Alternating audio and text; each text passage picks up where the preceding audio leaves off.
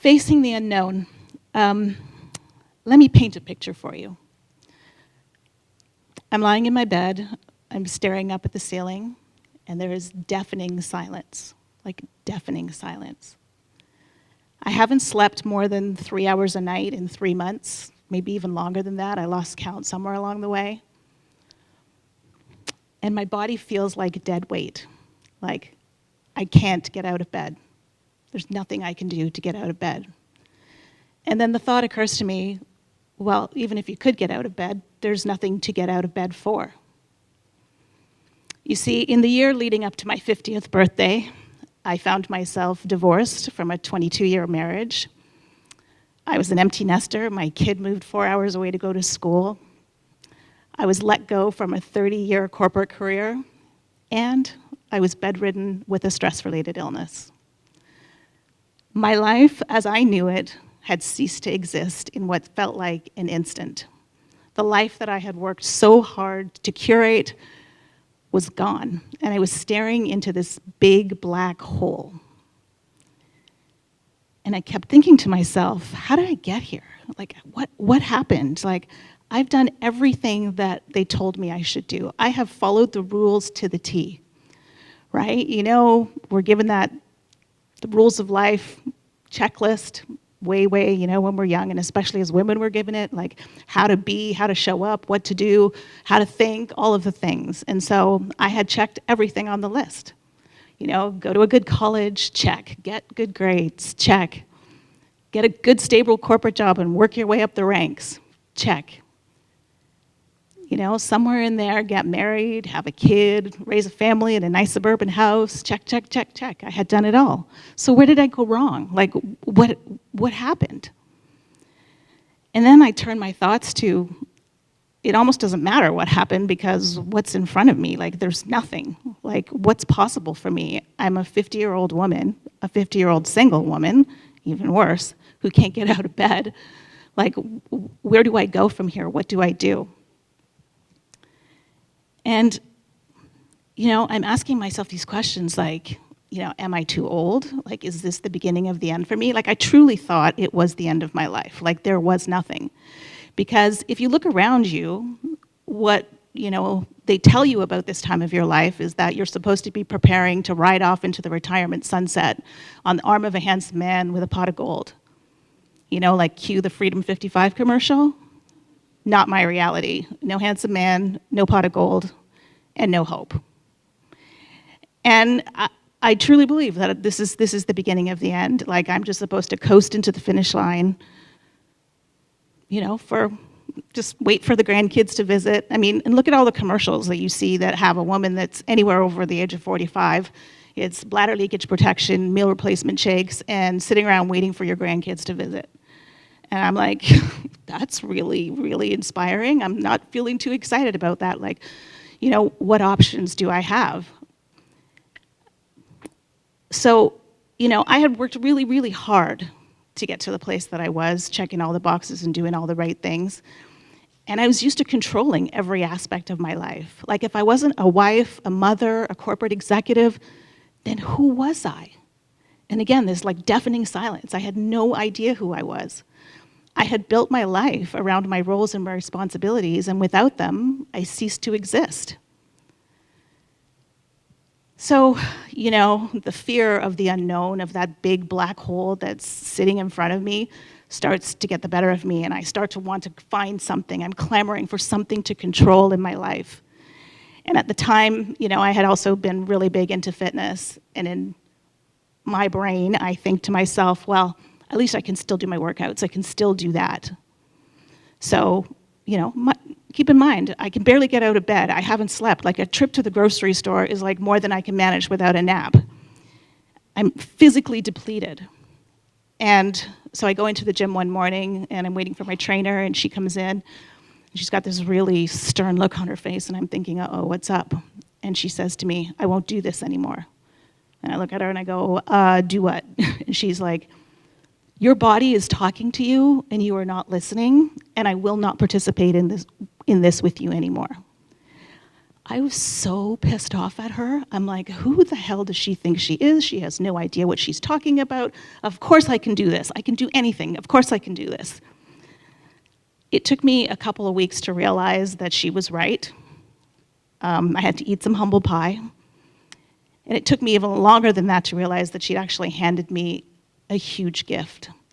Because at that point, I had no choice but to just surrender, really, to what was in front of me, which was nothing, right? Like, the days of controlling and, manipulating my life and making it look perfect were gone, and I just had to surrender to this emptiness that was in front of me.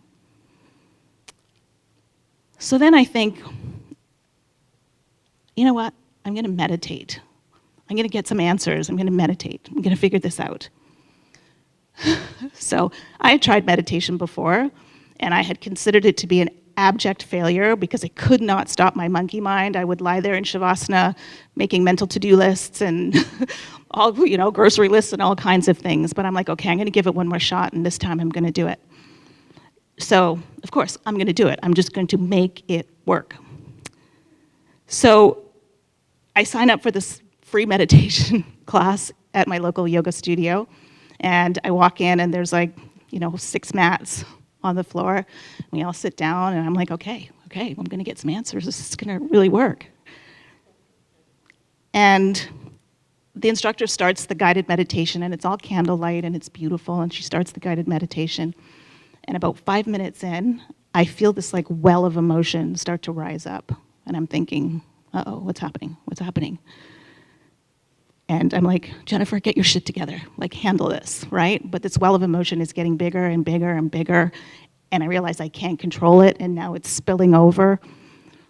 And I'm starting to cry. And I'm like, okay, I'm losing it. I'm seriously losing it here. I have no idea why I'm crying. I have no idea what's happening.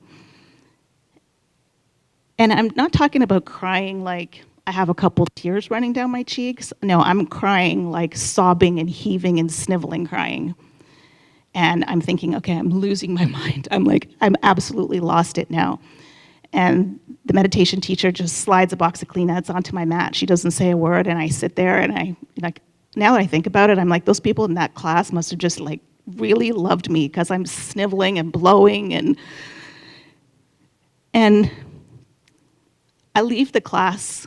I'm walking out. I got mascara running down my face. I got 2 mittfuls of snotty Kleenex. And the teacher just looks at me and she smiles and she just nods. And I'm thinking to myself, I am never doing this again. This will never happen again. I have to get control. What's happening? And then she says to me, I have an 8-week session starting if you'd like to sign up. And before I even knew what I did, I signed up. And I almost didn't go, but something just kept saying to me, go, try it one more time. For 5 of the 8 weeks, I repeated that same process. And at some point in that, I just surrendered. I'm like, okay, something has to come out. I still don't fully understand what it is or what's happening, but I'm like, something obviously needs to come out, so we're just gonna let it. Now I see it was years and years and years of stuffed emotion, just crammed in there in all the parts of my body and all the nooks and crannies. I see it now. I didn't know what was happening then. So after this whole meditation experience is over, I'm feeling a lot lighter for sure, but I still don't have any answers. But what I do is really commit to I'm going to surrender again to this silence that's in front of me, it's here for a reason. I'm going to surrender and see what the silence has to tell me. And then after a little while, I start to hear this voice that says, there's more for you. And I'm like, more what? What is it? Tell me. Again, there's no answer. There's no answer. And I had heard this little voice before. As I was working through my corporate career and building my life, there would be this little voice that would pop up every once in a while, and she would say to me, is this it? Is this what you wanted? Is this the life that's making you happy? And as soon as I would hear that little voice, I would push her down and push her aside, sit down and shut up, because I have work to do here.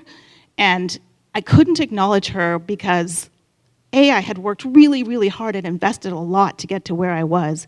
And if I paid attention, it would mean that I would have to make some changes. And I was not about to blow any of this up. So I retreat again back into the silence and be like, okay, the next voice will tell me what to do.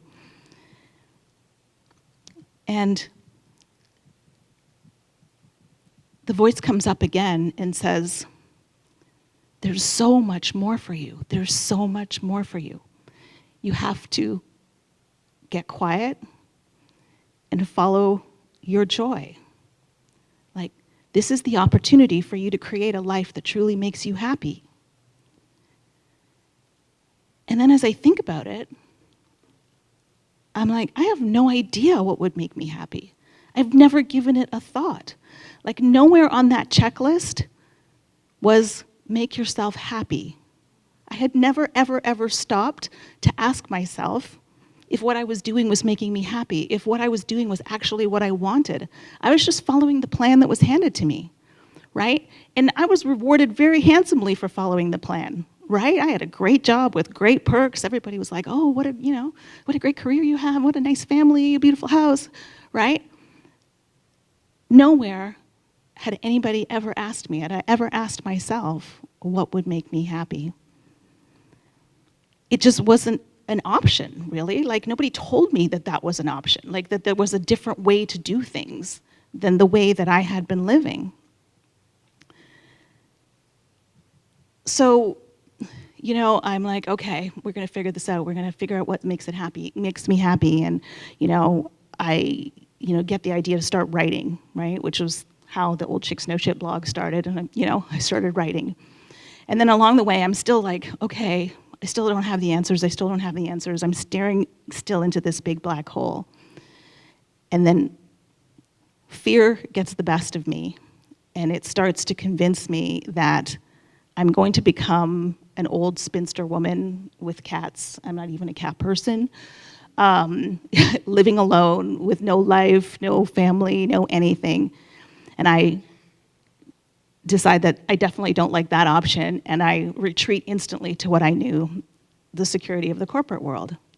So I went out and I got myself another corporate job that looked very similar to the corporate job I had before. On paper, it was a great job.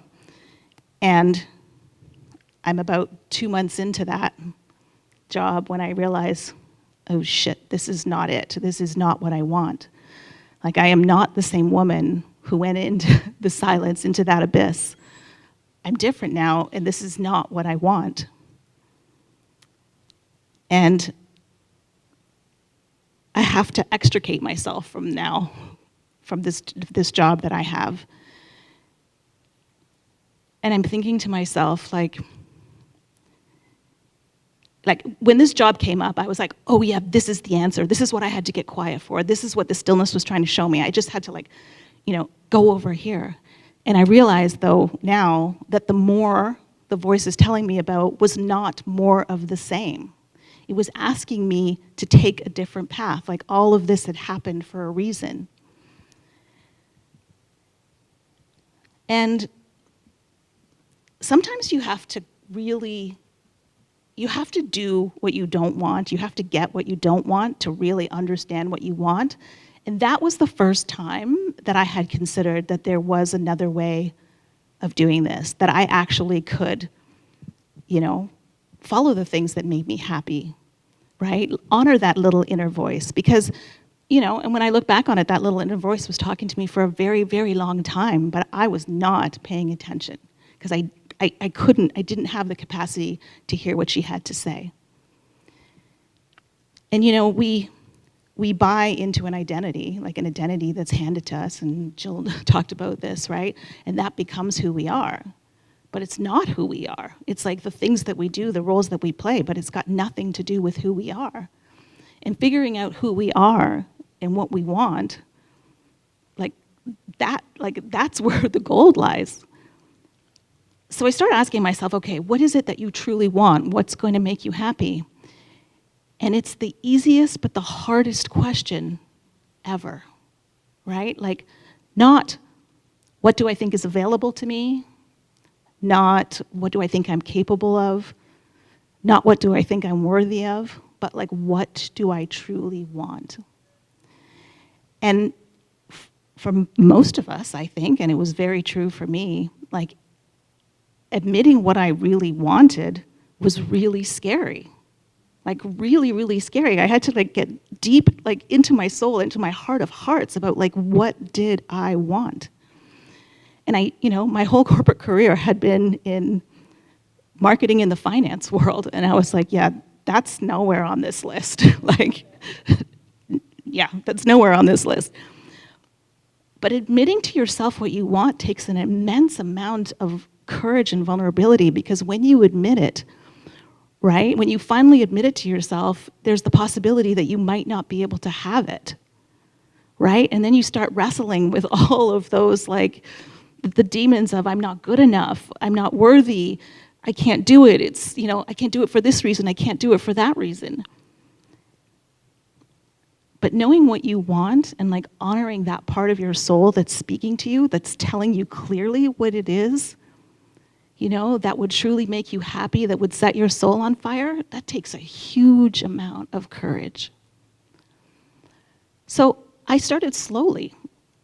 I would literally sit with myself every day and I would say, what do I want today? Like, what do I want for my next meal, right? And I would start honoring that voice in those tiny little ways, and eventually I started building a relationship. And really what I had to do, what I realized is that I had no relationship with myself whatsoever, because I had never, ever sat down with myself. And so I started doing, dates with me. We'd go to the park together, we'd go to a restaurant together, right? And just like understanding who I was and what I wanted from my life. And so, the unknown is a scary place, and like making decisions about change and, moving forward to something that you really, really, really want, not easy, not easy. Like, has anybody here ever asked themselves what they really, really want? Have you gone deep on that question? And do you know? Yeah, I know, it's a really difficult question. Simple, but not easy. Most of the women who end up in the Old Chicks No Shit community end up in that place because they're in the exact same place, right? Like, we've been conditioned by a world that tells us how to be, what to do, when to do it, how we should, look, what job we should have, what life we should be living. And we abandon ourselves. Like, we abandon ourselves in the process of that. So, the fastest way to, not even the fastest way, why did I even say fastest way? The path to knowing what we want is about getting to know ourselves, right? And here's the thing.